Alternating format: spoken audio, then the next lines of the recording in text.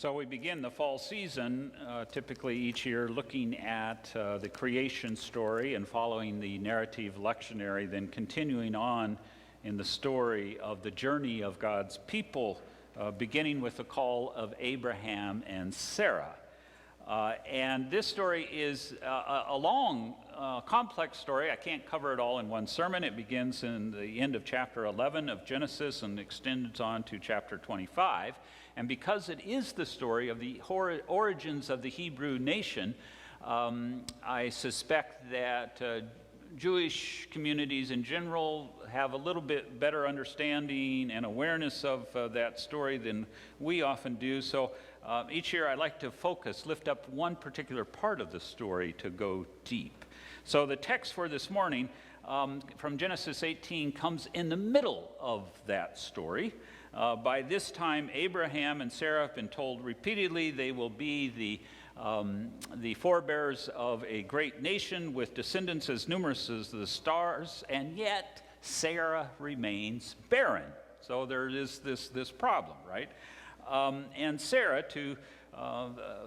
as her solution to the problem, gives to Abraham her handmaiden Hagar, by whom then they have a child, Ishmael. And Ishmael is now 13 years old.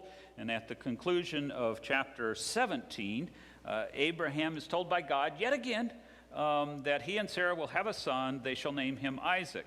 And at this news, Abraham laughs, which is quite interesting. Remember that. And he says, "Can a child be born to a man who is 100 years old? Can Sarah, who is 90, bear a child?"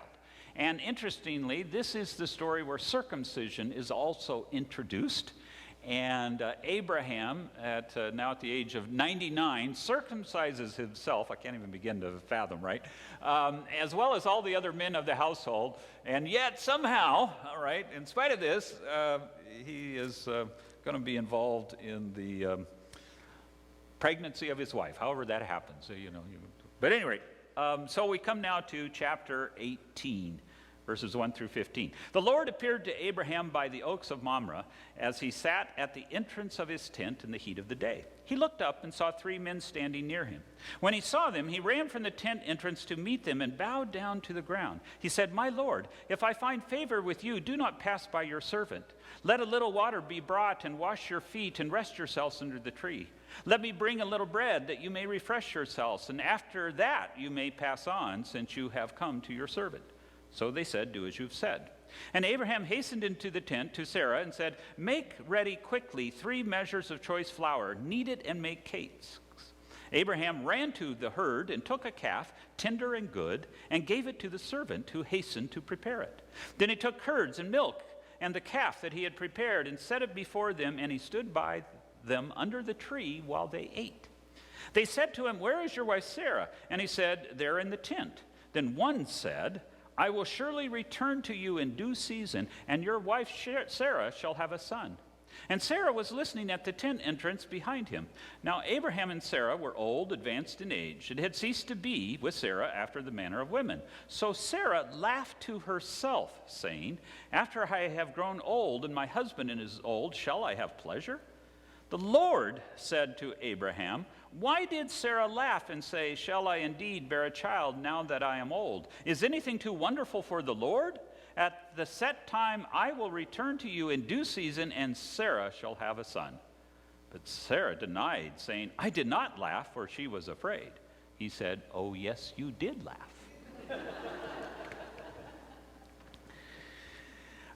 So typically we read this story and we focus on Sarah's laughter, right? That supposedly reveals her lack of faith in the promise of God, overlooking the fact that Abraham also laughed in the preceding chapter. So why is Abraham questioned about Sarah's laughter and not his own? Does this perhaps reflect a little gender bias in Scripture, you think?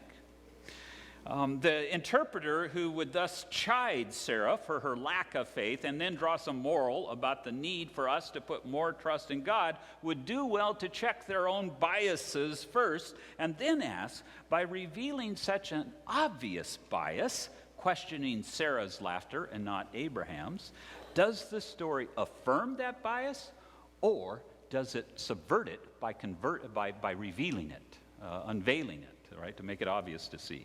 So you can just ponder that. That's just a little freebie here today.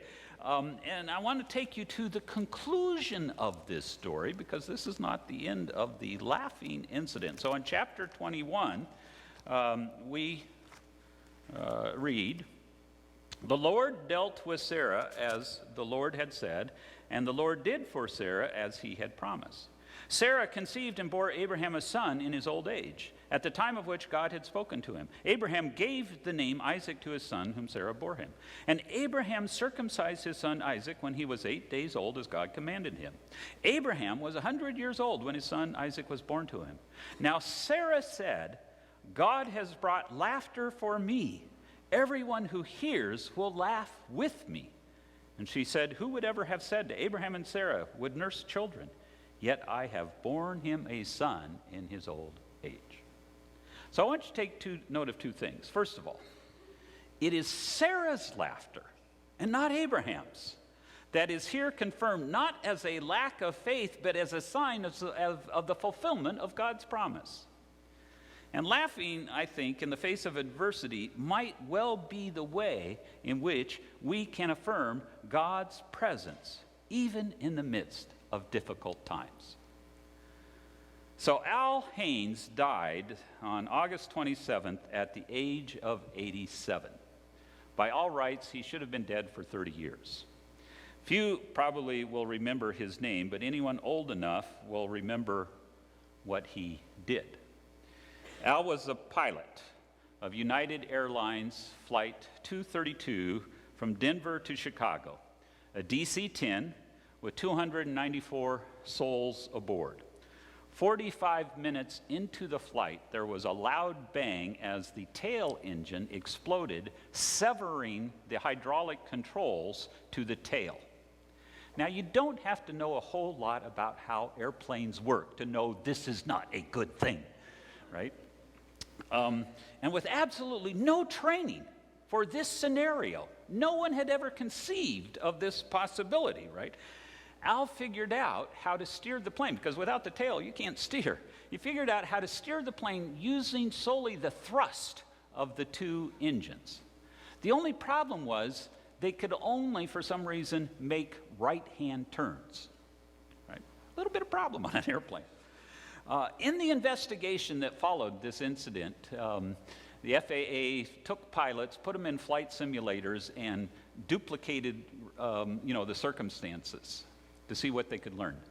Not a single pilot was able to get that flight back to the airport, to any airport in the flight simulators, and yet Al somehow did.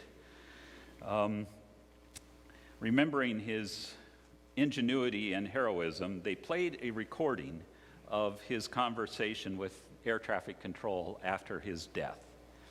Now, as they approached the airport in Davenport, Iowa, where they sent them, the controller said to him, "You have been cleared for any runway.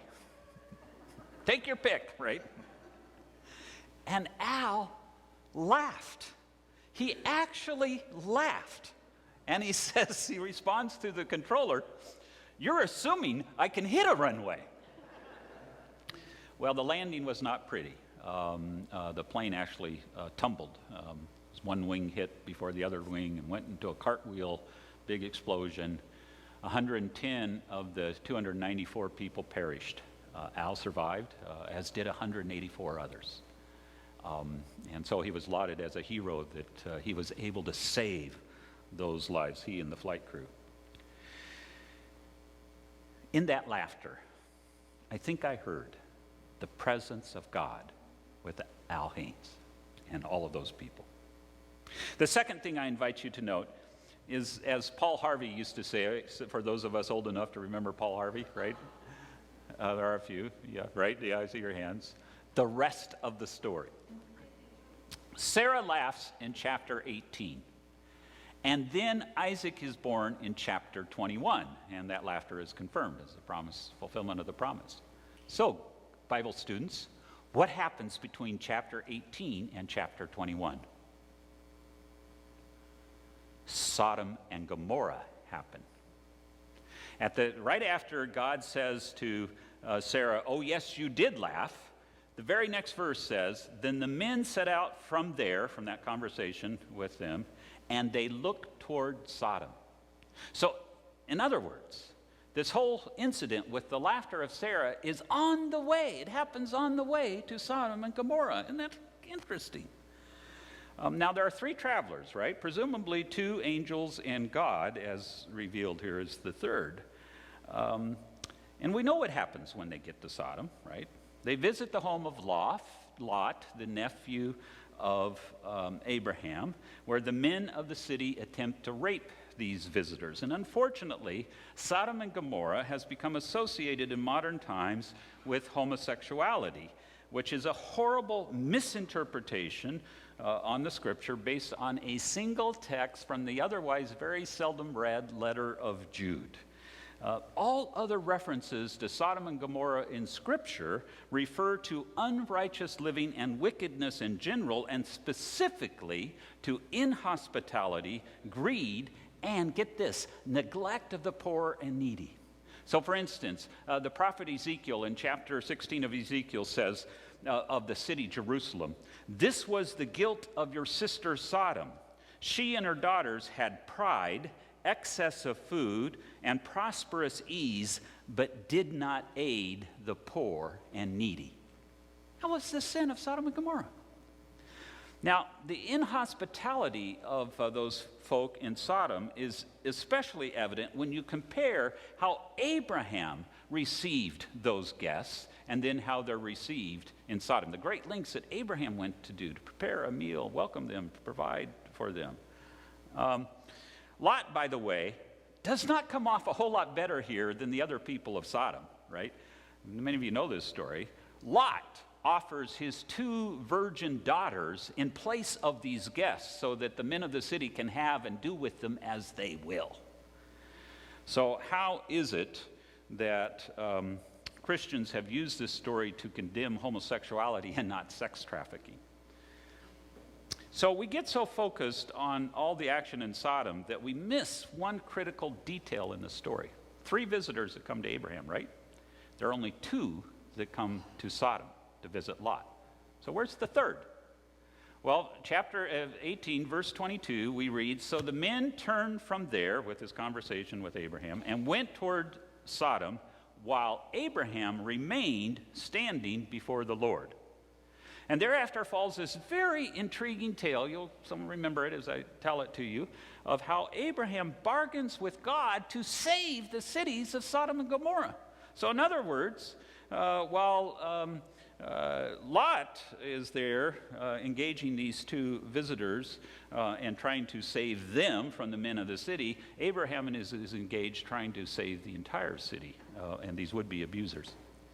So the argument is, Abraham says to God, "Lord, if there are 50 righteous people there in the city, would you not spare the city for the sake of those 50? God says, yeah, I probably would. "Well, God, then if there are but 45, would you not spare the city for the sake of those 45?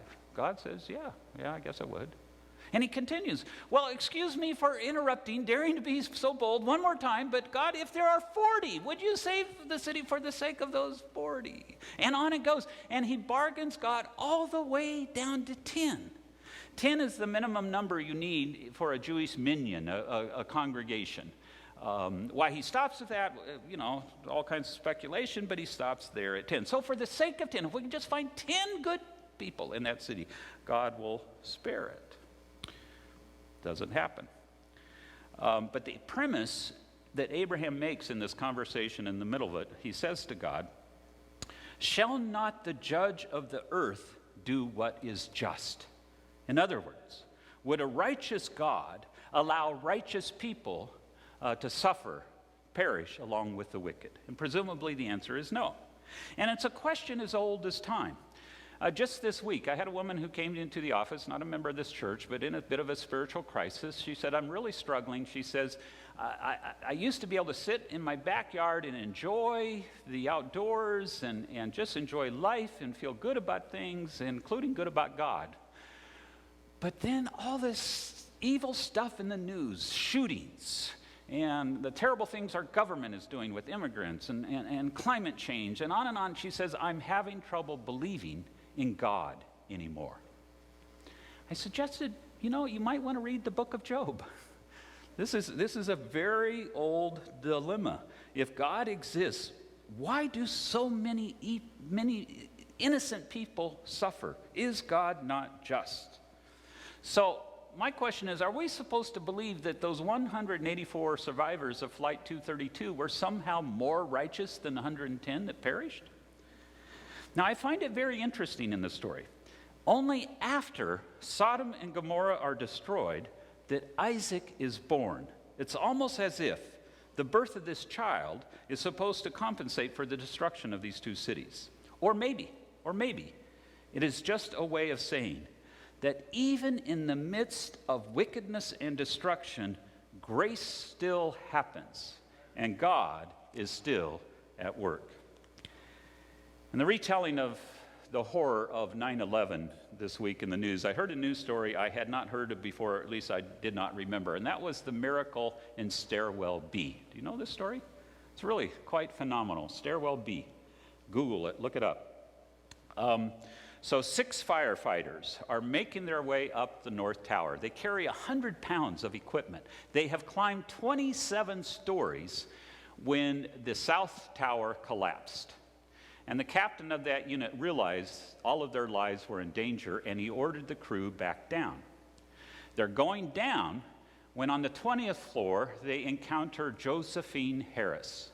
Josephine was, I think, 59 years old, heavy-set woman who had injured a leg in a car accident about a month before, was quite disabled, and yet somehow had managed to descend 50 flights. But was getting worn out and was very difficult. She's moving very slowly. And the men of the company say, Captain, what do you want us to do? Well, the natural thing, right, would have been to, if that's her problem, we need to save our own lives. But of course, they're first responders, and the culture of a first responder, right, is to save as many lives as possible. So, of course, the captain says, no, let's help her. And one by one, they take turns assisting her, slowing them down in the process as others pass them by.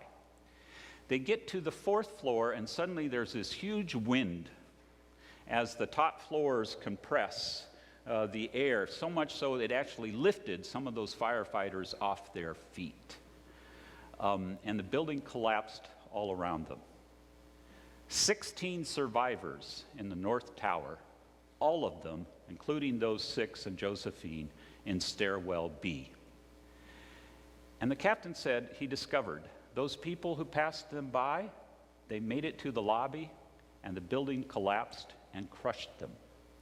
They thought they were saving the life of Josephine, but in reality, it turns out by slowing them down, Josephine saved them.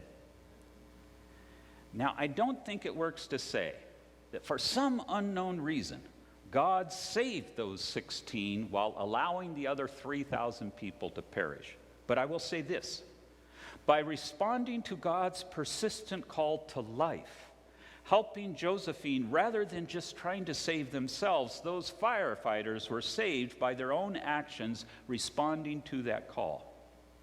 The laughter of Sarah is a reminder to all of us in our own time of barrenness or in the midst of unthinkable evil, when it may feel like there is no hope or even no God, and the chaos and corruption of Sodom and Gomorrah is all around us, that God does not quit. God does not give up like those firefighters. God does not abandon us. God is still at work even when we cannot see it. For God lives wherever life is born and rules wherever love is chosen over oneself. And so too we, with Sarah, can laugh and love whatever else may be. Praise be to God.